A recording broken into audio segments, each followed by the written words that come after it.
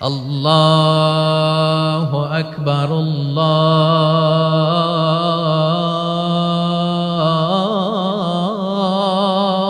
আকবার, আল্লাহু আকবার, আল্লাহু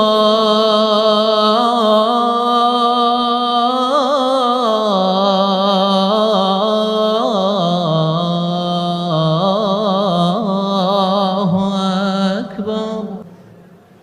أشهد أن لا إله إلا الله।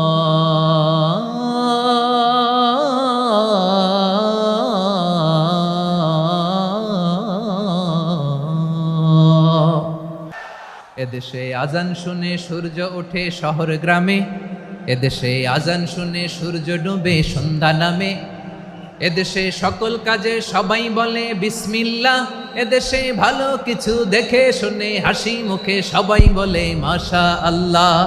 সুবহানাল্লাহ, সুবহানাল্লাহ, সুবহানাল্লাহ, সুবহানাল্লাহ, সুবহানাল্লাহ, সুবহানাল্লাহ, সুবহানাল্লাহ, সুবহানাল্লাহ। ও নবীন তরুণ, তোমার কিসের এত ভয়? জেনে রেখো বাংলাদেশের আসল পরিচয়। বাংলাদেশের আসল পরিচয় ইসলাম। আওয়াজ তুলে বলো, আসল পরিচয় কি? এদেশে পরস্পরে দেখা হলে দেয় সালাম, এদেশে আমজনতার হৃদয় জুড়ে পাক্কালাম, ঠিক কি না? এদেশে বিপদ এলে সর্বজনে সর্বক্ষণে দোয়া পড়ে ইন্না লিল্লাহ, সুবহানাল্লাহ, সুবহানাল্লাহ, সুবহানাল্লাহ, সুবহানাল্লাহ। এদেশে আজান শুনে সূর্য ওঠে শহর গ্রামে, এদেশে আজান শুনে সূর্য ডুবে সন্ধ্যা নামে, এদেশে সকল কাজে সবাই বলে বিসমিল্লাহ, এদেশে ভালো কিছু দেখে শুনে হাসি মুখে সবাই বলে মাশা আল্লাহ।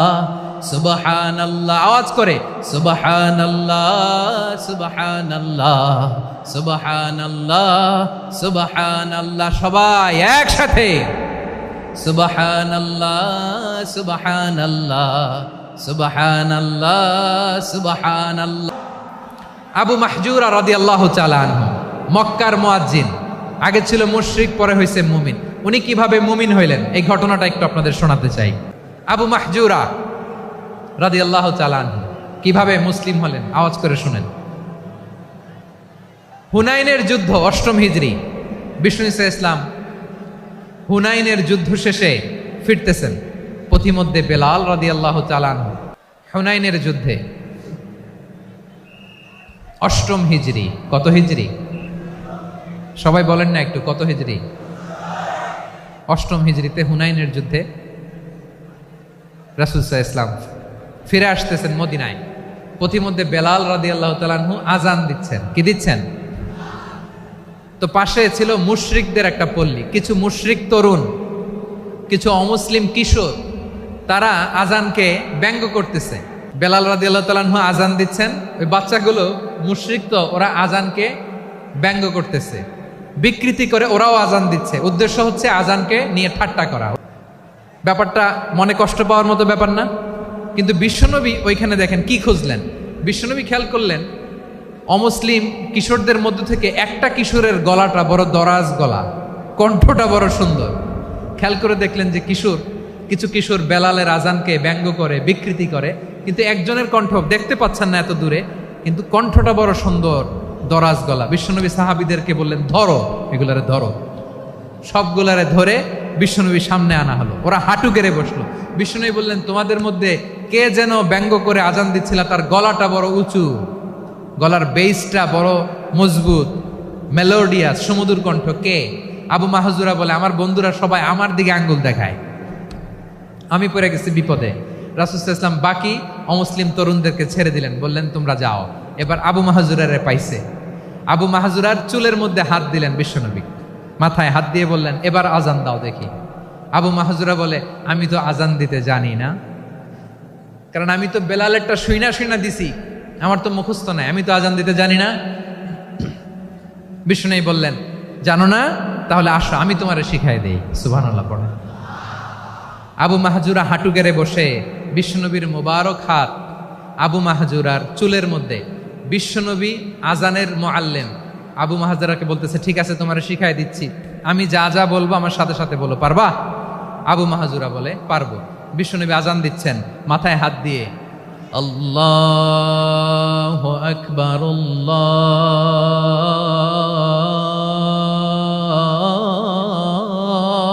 আল্লাহু আকবার, আল্লাহু আকবার,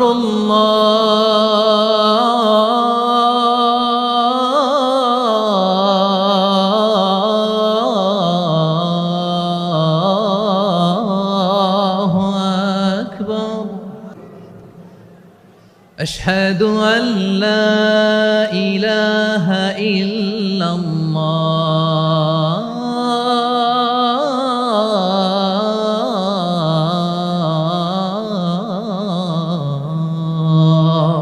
বিশ্বনবী একটা বাক্য পরে আবু মাহজুরা পরে, বিশ্বনবী পরে আবু মাহজুরা পরে। আবু মাহজুরা কিন্তু অমুসলিম, মুশরিক। আবু মাহজুরা বলে, এক একটা বাক্য পড়ি আমার কলিজাটা গলে ঠান্ডা হয়ে যায়। এতদিন মোহাম্মদকে গালি দিতাম, এখন মোহাম্মদ আমার মাথায় যখন হাত রাখছে আমার সারা শরীর ঠান্ডা হয়ে গেছে। বিশ্বনবী আজান শিখাচ্ছেন, একটা একটা বাক্য পড়ে আবু মাহজুরাও পড়ে, বিশ্বনবী পড়ে আবু মাহজুরাও পড়ে। পুরো বাক্যগুলো যখন শেষ, আজান শেষ, আবু মাহজুরাও যখন পুরো আজান পড়লেন, আবু মাহজুরা বললেন, এতদিন মোহাম্মদের চেহারা দেখলে আমার ঘৃণা লাগতো, আজ থেকে মোহাম্মদের চেহারার চেয়ে প্রিয় চেহারা আমার কাছে নাই। আবু মাহজুরা বললেন, ও মুহাম্মদ, আজানের বাক্য তো আপনি আমারে শেখালেন, এখানেই শেষ করবেন না, আপনি আমারে পড়ায় দেন, লা ইলাহা ইল্লাল্লাহু মুহাম্মাদুর রাসূলুল্লাহ সাল্লাল্লাহু আলাইহি ওয়াসাল্লাম। বিশ্বনবীর সাথে দাঁড়িয়ে উনি শাহাদা পড়ে মুসলমান হয়ে গেলেন। এবার আবু মাহজুরা বলে, ইয়া রাসূলুল্লাহ, ইয়া হাবিবাল্লাহ, আমি মুমিন হয়েছি, মুসলমান হয়েছি, আপনার কাছ থেকে আজান শিখার সৌভাগ্য আমি লাভ করেছি গো নবী। আমার কণ্ঠের বড় তারিফ করেছেন আপনি, আমার আজানকে আপনি পছন্দ করেছেন। একটা জিনিস আপনার কাছে চাই, আপনি আমাকে মক্কার মসজিদুল হারামের মুয়াজ্জিন হিসেবে অ্যাপয়েন্ট করে দে। বিষ্ণু ইসা ইসলাম বললেন, যাও আবু মাহজুরা, আমি তোমাকে পৃথিবীর শ্রেষ্ঠতম মসজিদ মক্কার মসজিদুল হারামের মুয়াজ্জিন হিসেবে অ্যাপয়েন্ট করে দিলাম।